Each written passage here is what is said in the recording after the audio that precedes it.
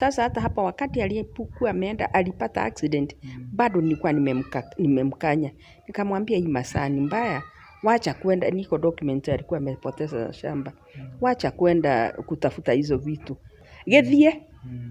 Si unaona vile nimemtupia mikono. Haya gethie. Saa hiyo akatoka akaenda madhi. Haki yote ni ya Mungu. Na Mungu akikata kauli tunakubaliana na vile Mungu amesema. Nikamuuliza, ate unataka kuniambia nini? Unataka kuniambia Mungu amekubali mzee yangu akufe? Yes, hello ladies and gentlemen, and welcome back to the Love of Theo channel. I'm yours Theo. So karibuni sana. Hivi leo niko na mama mzazi hapa. Pia ni mlezi. Ukiona umri wake lazima awe ni kama kuna wajukuu hivi. So tunataka kuzungumza tu na yeye. Ni mama mjane pia. Tunataka kusikia tu safari ya mjane inakuanga vipi na ilikuwaje mpaka ikafika mahali aliko sasa hivi, because kila mtu unaweza kuwa na mwenzako wa ndoa lakini bila kutarajia ama bila kusudia unapata kwamba umebaki ukiwa mjane. So tunataka kupiga tu story na mama hapa, tusikie ana lipi la kutuambia na kutuelezea pia inaweza badilisha maisha yangu, maisha yako na maisha ya mwingine yeyote mwenye anajaribu ataona video hii. Mama hujambo? Sijambo. Kwa jina ni nani? Anne Wanjiru Gitahi. Anne Wanjiru Gitahi, tunaelewa kwamba maisha ya binadamu ni mafupi hapa duniani, si ndio? Ndio. So ulikuwa na mzee na ukampoteza. Niambie ilikuwa mwaka gani huo? Nilipoteza mzee 2015 tarehe 14 mwezi wa 10. Kwa hivyo as tunaelekea next month tarehe 14 ndio mzee wangu atafikisha 7 years tangu aage dunia. Okay, safari yote tuseme ilikuwaje ikafika hapo, maybe mzee akaweza kupoteza haya? Mzee tuliishi naye vizuri, alikuwa mwanajeshi, akawa retired jeshi, kakuja nyumbani, akagonjeka, aligonjeka ugonjwa mbaya yenyewe. Lakini kwa vile nilikuwa na ahadi zangu za ndoa sikuacha mzee. Hata akiwa katika hiyo hali mimi sikumwacha. Mungu ni mzuri, si ugonjwa ambaye ilizuilia yeye kufanya kazi. Lakini siku moja akitembea hivi alienda akapigwa na wakora. Tena akawa ameumizwa sana, akawa admitted hospitali kwa wiki 2. Immediately wakati alipona kukuja alienda mazishi ya kazini yake. Bibi ya kazini yake alikuwa amepoteza baba yake. Sasa alienda kupeleka yeye kwa hiyo mazishi. Akasema ataenda na pikipiki. Yaani nikirudi nyuma kidogo, wakati alipigwa na wakora, alipigwa kwa ajili ya hiyo pikipiki, kwa maana ndio alikuwa ananyang'anywa. Sasa wakati alipona kidogo, hata kwanza hakuwa amepona ndio tena akutane na hii mambo ingine. Nikamwambia sasa vile hiyo pikipiki umetembea naye hivi na imekuletea shida ya kupigwa na wakora, na kusihi sana usiuse pikipiki haraka hivi karibuni. Lakini yeye akasema kwa maana sio pikipiki ifanya, wacha niendeshe kidogo. Nikamwambia lakini usiende naye pahali popote. Sasa hiyo siku ndiye aende aage. Asubuhi aliamka kama kawaida. Nikampea dawa hizo alikuwa anaendelea nazo. Nikampatia breakfast.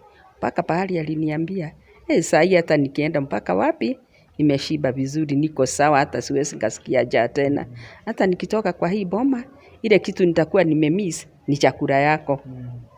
Nikamwambia kwani unatoka kwa hii boma uende wapi, na saa hii tumezeeka hata huwezi kuenda kuoa. Haya, sasa ndio akajitayarisha kwenda. Nikamwambia usiende na pikipiki. Hakuongea na mimi, akatoa pikipiki nje, akaweka nje ya gate. Nikamwambia nakusihi, kwani nataka kwenda na pikipiki na bado hujapona? Ni kweli hakuwa amepona. Nasikia hata ameamkia dawa. Akaniambia hakunijibu bado. Nikamsihi tena, hata nikatoka kwa mlango nikajishikilia hivi. Nikamuuliza, "Woi guy, sasa kwa nini unataka kwenda na pikipiki? Nakusihi usiende na pikipiki." Niliongea mambo mingi kwa sababu nilimwambia, nakumbuka hata dada yako alikuja hapa juzi, alikuwa ametumwa na Mungu. Akaambiwa uachane na pikipiki. Tena umri yako haikuhusu kwenda na pikipiki. Mimi mwenyewe tena nikaongezea yangu, lakini sasa hapo ni uongo niliongea. Nikamwambia hata nilikuwa nimetumwa na wazee nikwambie usirudi kuendesha pikipiki. Kwa hayo maongeo mengi hivyo, mzee hakunijibu hata kidogo. Si ndio hiyo akaniambia wewe kwa heri wewe enda, wewe wachwa na mimi niende. Nikamuuliza ni pesa huna? Akaniambia hapana, hata niko na 700 hapa. Nikamwambia hebu saidia mimi na 100, nataka kufika town. Kanipea 100. Nikamwambia hiyo 600 imekutosha uende hapo, alikuwa anaenda game ndio mazishi ilikuwa. Itakutosha uende game na urudi. Kwa maana hata kama utalipishwa pesa mingi sana, sio zaidi ya 300. Akaniambia hapo ndio alinijibu, pikipiki nitaweka mafuta ya 200, niende naye na nirudi na kesho nitumie na mambo ingine. Yaani nilisikia tu roho yangu haitaki. Nikamwambia kwani wewe hujihurumii? Huoni hata kunakaa kama kutanyesha na bado wewe ni mgonjwa. Ati vile nimevaa hata kama baridi ni gani siwezi nikasikia. Nikamwambia hapana, baridi huwa inaingilia kwa ngozi. Kwa hivyo wewe wacha tu usiende naye. Sasa akaona hata nina insist sana kushinda nikimwambia hivyo. Yeye alitoka kuweka pikipiki yake nje, akarudi akafunga gate, akaenda. Yaani nilisikia tu kulia, "Ngai, umeenda?" Akaenda. Nikamwambia ni sawa tu. Sasa hata hapa wakati aliyekuwa ameenda alipata accident, bado nilikuwa nimemkanya. Nikamwambia hii masaa ni mbaya. Wacha kwenda, niko document alikuwa amepoteza shamba. Wacha kwenda kutafuta hizo vitu. Alikuwa anaenda upande ya Gilgil. Akaniambia hata siendi mbali. Unaona hapa Kariadusi, iko pahali niliingia hapo nikajisaidia, nafikiria hizo documents zilianguka hapo. Nikamuuliza, kwani leo hata ukiondoka hiyo shamba haitafuatiliwa na wale watakuweko? Akaniambia mimi nitaenda. Nikamwambia wacha kuenda. Nikamsihi akakataa na akakataa kabisa. Haya vile alikataa, akaniambia hata wewe naye hiyo kuongea yako ndio inafanyanga mtu aende apate mambo mbaya. Mimi kwa hasira zangu nilimwambia haya enda. Sasa nilitumia lugha. Gethie. Si unaona vile nimemtupia mikono. Haya gethie. Saa hiyo akatoka akaenda. Kitu kama saa 5 ya usiku. Aliniambia sasa ni saa 11:30. Hapa nitaenda na 2 hours. Kwa hivyo ukifika saa 2 nitakuwa nimerudi hapa. Nikamwambia wacha kusema utaenda na 2 hours kwa maana hujui barabara. Pikipiki silienda huko ikakwama. Tena saa hiyo sijui ni nini hapo mbele ya Barnabas.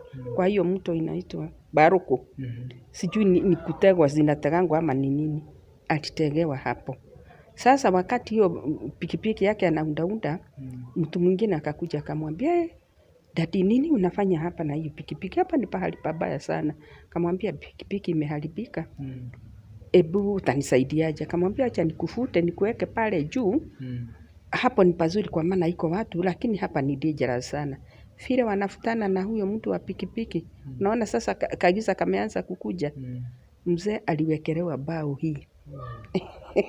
Yaani wakati aliletwa mwili yote ilikuwa imefura, yaani damu kila pahali. Unasikia ni mgonjwa, yaani vile alipimwa alionekana na ugonjwa, mimi sikuwa na ugonjwa. Sasa hata kumshika tena unaogopa hii damu. Lakini ilibidi tu hata sikujali nini kwa maana ni lazima nimpanguze, ukimpanguza inatoka na mapua na nini. Saa hiyo hajijui. Sasa kwa bahati nzuri hiyo kitu nilionyeshwa na Mungu, nikakuwa na dhamiri mbaya sana kwa nyumba. Sikulala, nilikuwa nimetoka seminar ya mimi ni Mfranciscan. Nilikuwa nimetoka seminar Kutus. Sasa nilikuwa nimechoka lakini jaribu kulala nikashindwa. Sasa niliamka usiku naambia Mungu, Mungu, nakataa kifo kwa hii nyumba. Nakataa kwa jina yako. Mpaka hiyo usiku nikapigia mama rafiki yangu simu.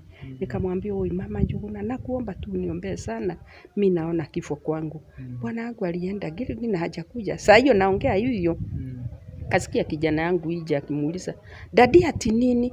Dadi ati nini?" Sasa nikauliza kijana, "Na unausikia ni usiku ni nini?" Ni baba anaongea na sijielewi ni nini. Nikamwambia hapana, wacha naye, wacha mimi nipigie simu kama hata una credit. Nikampigia simu.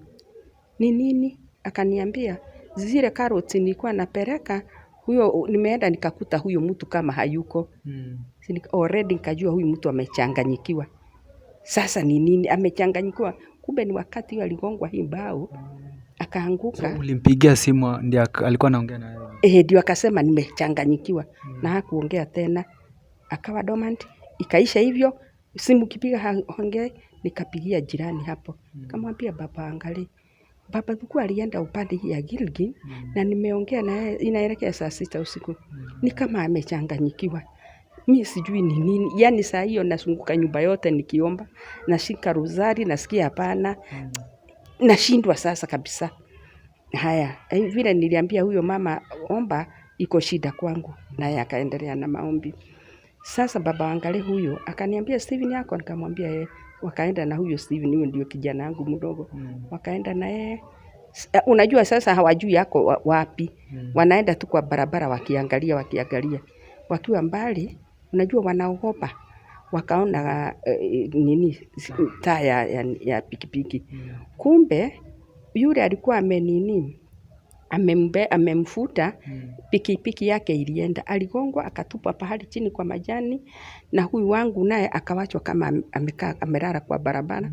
Pikipiki yake haigurumi, kwa hivyo pikipiki haikubebwa. Yake iliwachwa hapo na yeye hapo na hajijui sasa.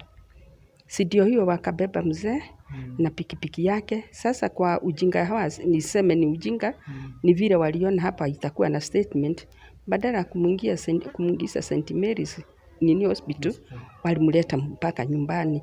Lakini niliona ni kuogopa asikufe, nirudi niulize ni nini. Na nasikia ni kijana yangu na jirani. Sasa kukuja vile wamekuja kufika Kiondo, nikapiga simu, Steve, kwani mko wapi, ni nini? Simu ya baba sasa ilizimika, hata sijui ni nini. Ni nini?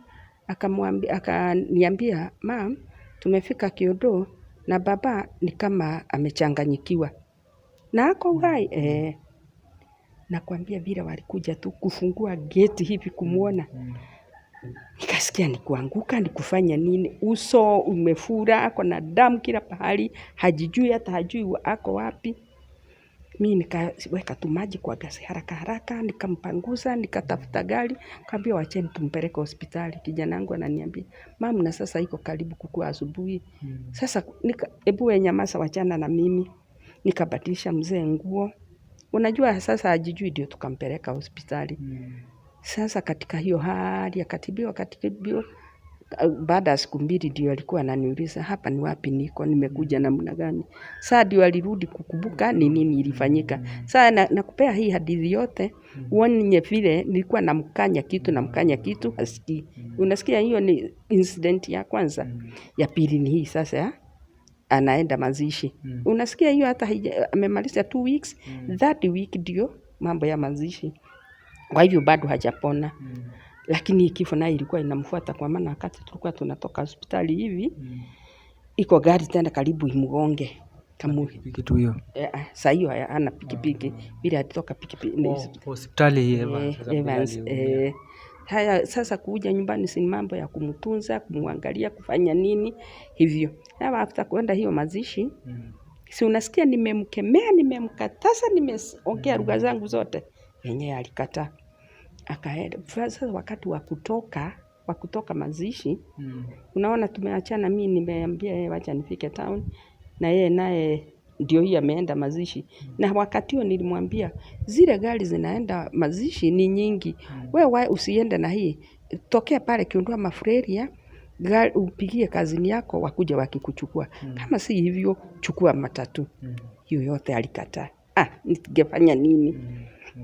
Nikamwachilia hivyo. Sasa jioni kitu saa 9.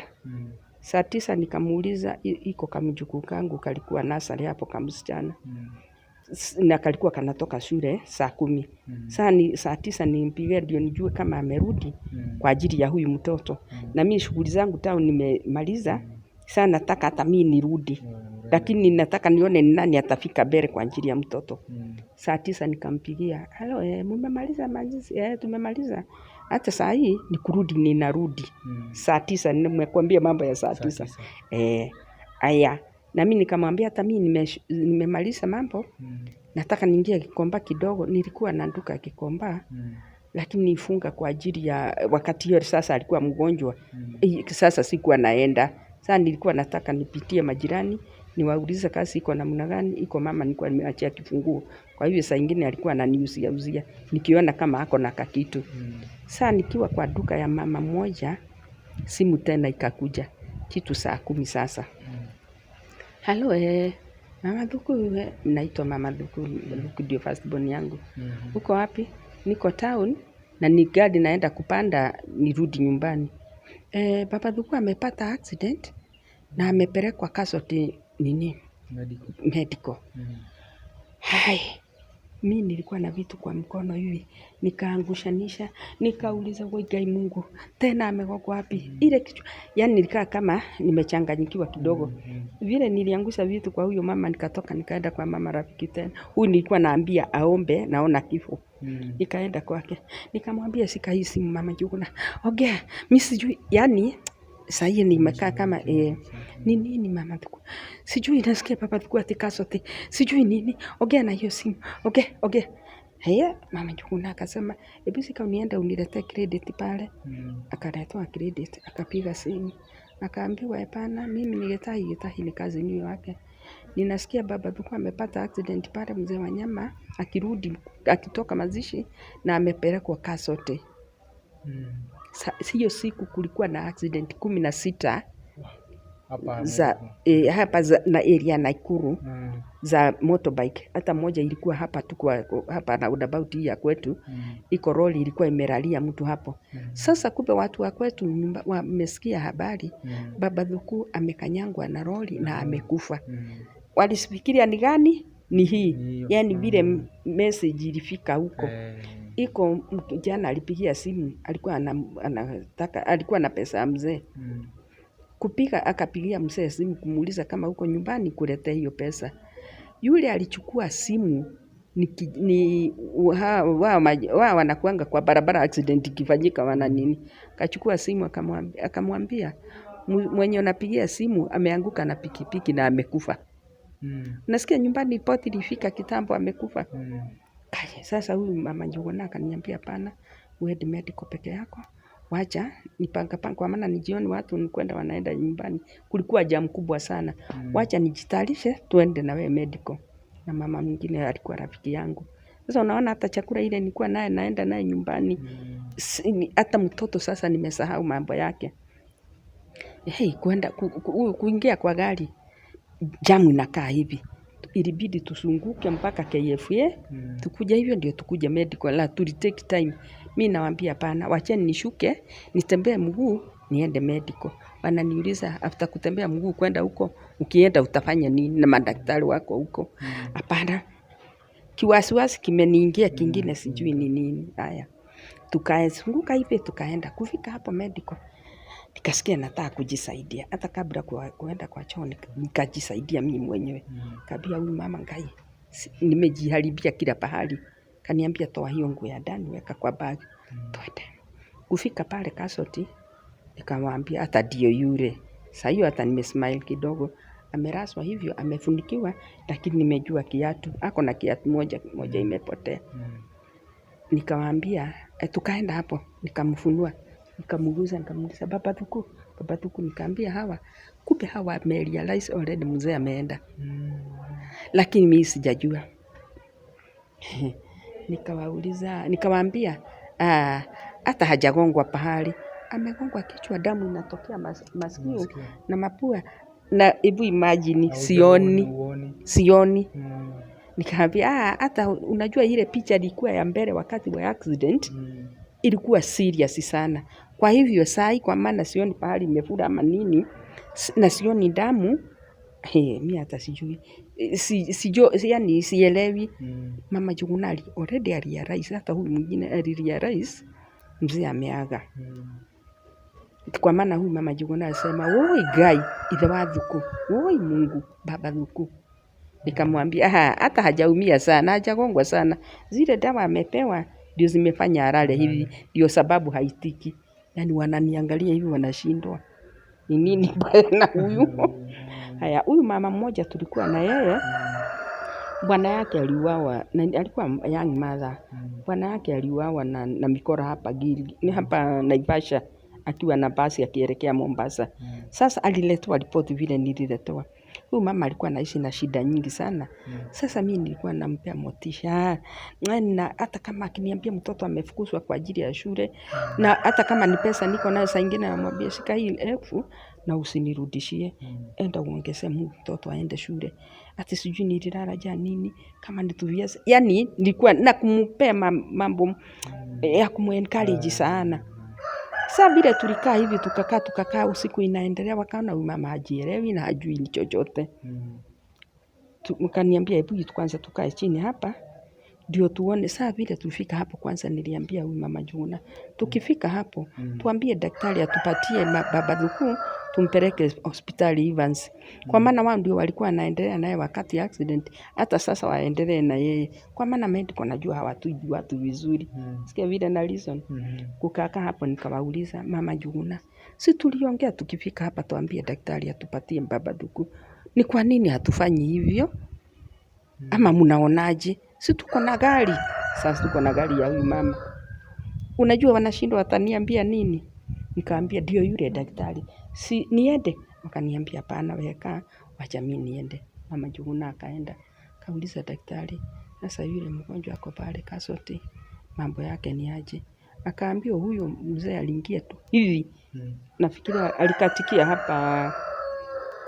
hapa nini State House. Kwa maana wale walikuwa wanampeleka walisikia mara moja amesema hapo ndio alikatikia. Hata hilo gari ilimpeleka vile ilifika medical hivi ilirudi haraka wasiandamane na makesi.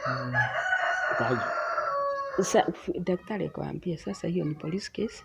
Sasa mtaenda mambo ya kushughulika kuambia polisi, kwa maana hawezi akapelekwa mochari kama hamna barua yoyote kutoka polisi. Kwa hivyo hakuna pahali pengine anaweza pelekwa. Unajua sasa mama Juna hata niambia hiyo story yote. Na daktari akaenda. Daktari wanatorokanga wanaonanga mwenye mwili huyo mtu akijua, naona wanaonanga iko vituko itafanyika. Sasa vile alikuja akaambia huyu mwenzake. Unajua mimi saa hii hata sijui hata niko wapi. Akamwambia mambo ile imefanyika hapa ni mbaya. Sijui mama tutamwambia aje. Yani alimuita akamwambia mama Tony, hebu tuende ndio tufuate daktari yule mwingine. Ndio akaenda sasa akamwambia. Wakakuja nikawekwa katikati. Huyu mama akanishikashika. Alikuwa anazoea kuniita madhi. Madhi, haki yote ni ya Mungu. Na Mungu akikata kauli tunakubaliana na vile Mungu amesema. Nikamuuliza, ate unataka kuniambia nini? Unataka kuniambia Mungu amekubali mzee yangu akufe? Wewe kwenda, hakuna mzee yangu hajakufa. Sasa hapo ndio nilianza vituko hiyo medical. Nilitoa nguo zote. Watchman ndio hata wao sasa ndio walilia na wakapiga ndua wenzangu. Wameshindwa hata wao kuhold. Sasa wamejua nimegundua kila kitu. Ile vituko naambiangu ile vituko nilifanya hiyo medical. Watu mpaka wakauliza huyo kwani nani kwa huyo mzee? Akaambiwa hapana ni bwana yake. Akasema hiyo ni lazima ingekuwa hivyo. Yani kaanza kuuliza nitaanzia wapi? Huyu mzee aliwacha kama hajanijengea. Huyu mzee saa hii sina hata stima. Nitafanya nini? Yani mambo mingi nilisikia. So hiyo ilikuwa ajali ama ilikuwa ajali? Si yeye mwenyewe sasa. Sijui ilikuwaje, sijui ni pikipiki alikuwa ameendesha sana, lakini vile ilifanyika pikipiki yenyewe ni kujifunga ilijirok mara moja. Kujiroko ikamurusha.